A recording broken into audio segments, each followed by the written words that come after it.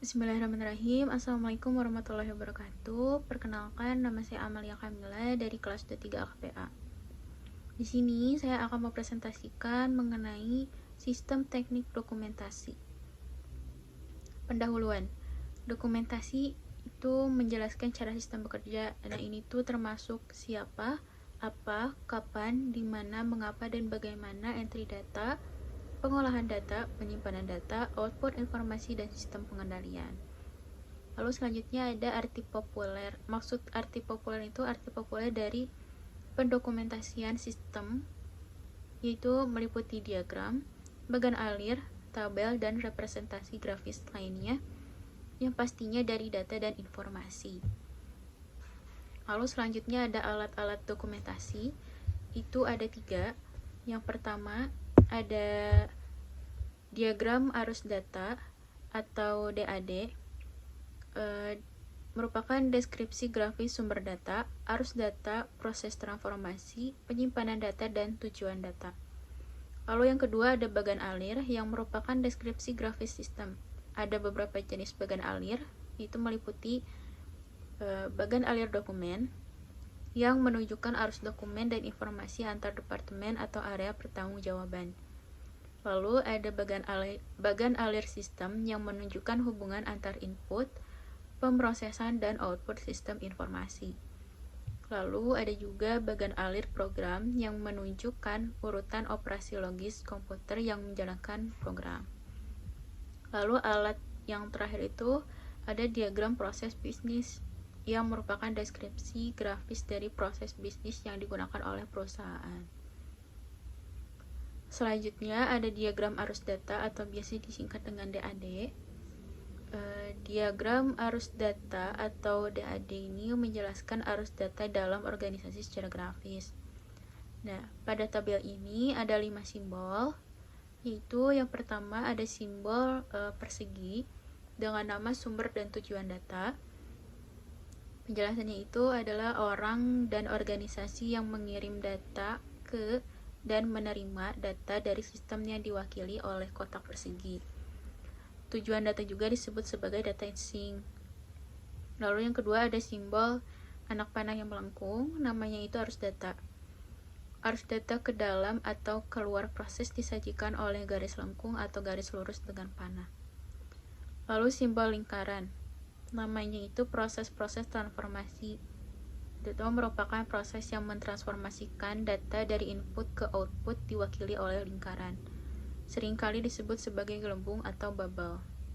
Lalu yang keempat ada simbol kayak garis horizontal gitu tapi 2, namanya itu penyimpanan data. Penyimpanan data ini diwakili oleh 2 garis horizontal. Lalu yang terakhir ada segitiga, namanya pengendalian internal. Pengendalian internal ini diberi nomor dan dijelaskan dalam tabel pendamping. Tetapi pada diagram arus data atau DAD ini itu menggunakan 4 simbol pertama untuk merepresentasikannya, yaitu yang pertama sumber dan tujuan data, lalu arus data, proses-proses transformasi, dan penyimpanan data. Selanjutnya ada contoh, itu pada figur 3 strip 2 itu menunjukkan bahwa input untuk memproses C adalah arus data B yang datang dari sumber data. Lalu output proses C adalah arus data dari D dan E. Arus data ini dikirim ke tujuan data J. Proses F menggunakan arus data D dan G sebagai input yang menghasilkan arus data I dan G sebagai output. Arus data G datang dari dan juga mengembalikan ke penyimpanan data H. Nah, arus data ini dikirim ke tujuan data K. Lalu ada figur 3 strip 3, ini tuh sama seperti 3 strip 2, namun hanya memberikan judul yang spesifik atau nama pada setiap proses yang digambarkan dalam figur 3 strip 2, dimana G dalam fitur 3 strip 3 itu karena arus datanya itu biasanya jelas. Nah, dalam arus data G, data dari file piutangnya itu diambil, diperbarui, dan disimpan kembali di dalam file. Arus data lain dalam figur 3-3 ini adalah B atau pembayaran pelanggan, D atau data pengiriman uang, E atau setoran, dan I atau data piutang. Nah, jika dua atau lebih arus data tetap bergerak bersama, maka garis tunggalnya itu digunakan. Contohnya masih di figur 3-3 ini, arus data B itu atau pembayaran pelanggan itu terdiri dari pembayaran dan data pengiriman uang yang digunakan untuk memperbarui catatan piutang dan pembayaran didepositokan kepada bank.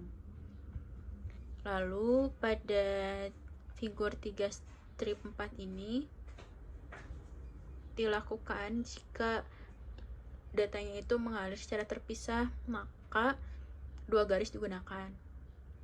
Kenapa dua garis ini digunakan? Karena permintaan pelanggan itu tidak selalu menyertai pembayaran. Selanjutnya ada beberapa pengertian aja. Yang pertama itu ada sumber data dan tujuan data adalah entitas yang mengirim atau menerima data yang digunakan atau dihasilkan oleh sistem. Lalu yang kedua ada arus data adalah perpindahan data di antara proses penyimpanan, sumber, dan tujuan. Lalu yang ketiga ada proses, itu merupakan merepresentasikan transformasi data. Lalu yang keempat ada penyimpanan data adalah tempat data disimpan. Lalu selanjutnya ada subpembagian DAD. DAD dibagi ke dalam level-level yang lebih rendah untuk memberikan jumlah detail yang semakin meningkat. Karena beberapa sistem dapat secara penuh dibuat menjadi diagram pada satu lembar kertas. Level DAD tertinggi disebut sebagai diagram konteks karena memberikan level ringkasan tinjauan sistem kepada pembaca. Lalu selanjutnya ada contoh. Di sini Aston menggambarkan figur 3-5 untuk mendokumentasikan prosedur pemrosesan penggajian pada SNS. Sistem pemrosesan penggajian menerima data kartu waktu atau time card dari departemen yang berbeda dan data karyawan dari sumber daya manusia. Sistem ini mengolah data-data ini dan menghasilkan pelaporan dan pembayaran pajak untuk badan pemerintah, cek pembayaran karyawan, cek penggajian pada akun penggajian di bank, dan informasi penggajian untuk manajemen. Lalu ada 5 aktivitas pengolahan data sebagai berikut. Yang pertama, memperbaharui file induk karyawan atau penggajian. Yang kedua, menangani kompensasi karyawan. Yang ketiga, membuat laporan manajemen. Yang keempat, membayar pajak. Yang kelima, memasukkan entry ke buku besar. Selanjutnya ada tabel 3-2. Ini tuh merupakan aktivitas dan arus data dalam pemrosesan penggajian di SNS. Ini ada 5 aktivitas yang tadi saya sudah sebutkan sebelumnya. Yang pertama itu ada memperbarui file penggajian atau karyawan. Input datanya itu dari formulir karyawan baru, formulir perubahan karyawan. Nah, output datanya itu file penggajian atau karyawan yang diperbarui. Lalu aktivitas yang kedua itu membayar karyawan. Input datanya kartu waktu, file penggajian atau karyawan, tabel tarif pajak. Output datanya cek karyawan, registrasi penggajian, file penggajian atau karyawan yang diperbarui, dan voucher pengeluaran kas penggajian. Lalu yang ketiga mempersiapkan laporan. Outputnya itu file karyawan inputnya itu file karyawan atau penggajian, outputnya laporan penggajian. Lalu aktivitas yang keempat itu pajak pembayaran.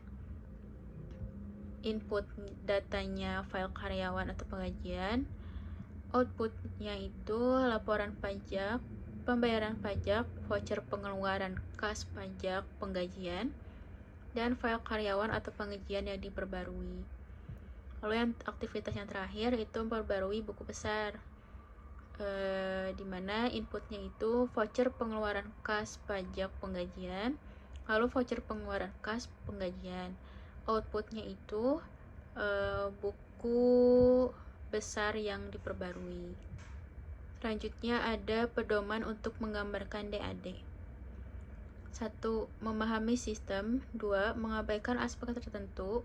3. Menentukan batasan sistem. 4. Mengembangkan diagram konteks. 5. Mengidentifikasi arus data. 6. Mengelompokkan arus data. 7. Mengidentifikasi proses transformasi.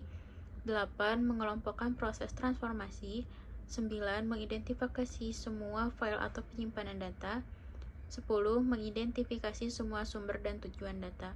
11. Memberi nama semua elemen DAD. 12. Membagi subbagian DAD. 13. Berikan nomor yang berurutan pada setiap proses. 14. Menyempurnakan DAD. Dan yang ke-15, mempersiapkan salinan akhir. Materi selanjutnya akan dijelaskan oleh rekan saya, yaitu Amar. Sekian yang bisa saya presentasikan. Mohon maaf apabila ada kesalahan. Wassalamualaikum warahmatullahi wabarakatuh.